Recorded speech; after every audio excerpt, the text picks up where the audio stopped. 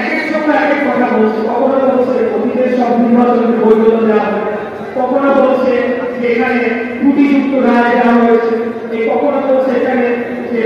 সেটাকে পরিবর্তন করা হয়েছে, কখনো বলছে যেটা আমার বক্তব্যে ছিল যে আমাকে যদি এখানে মেয়র হিসেবে শপথ গ্রহণ করতে দেওয়া হয় তাহলে একটি ধর্মভিত্তিক রাজনৈতিক দল একটি ৬,০০০ তালিকা করে সারা দেশের কাউন্সিলর এবং সেটা তাদেরকে দিতে হবে। তো এই ধরনের কথা কনফ্লিক্টিং কথার মাধ্যমে কিন্তু বোঝা যায় যে আসল কারণ কিন্তু তারা বলতে চাচ্ছে না, আসল কারণ হল রাজনৈতিক কারণ। সেই কারণে আমাকে আজকে এই শপথ গ্রহণ অনুষ্ঠান না করার মাধ্যমে প্রজ্ঞান্ত যেটা বলেছে উনি অবৈধ, হাসিনা আমলের তাপসের নির্বাচন সেটিকে তারা বৈধতা দিয়ে যাচ্ছে। এই যে আমাদের ঢাকা দক্ষিণ সিটি কর্পোরেশনের যে রায় এবং সেটি কার্যকর পূর্ণাঙ্গভাবে কার্যকর করার জন্য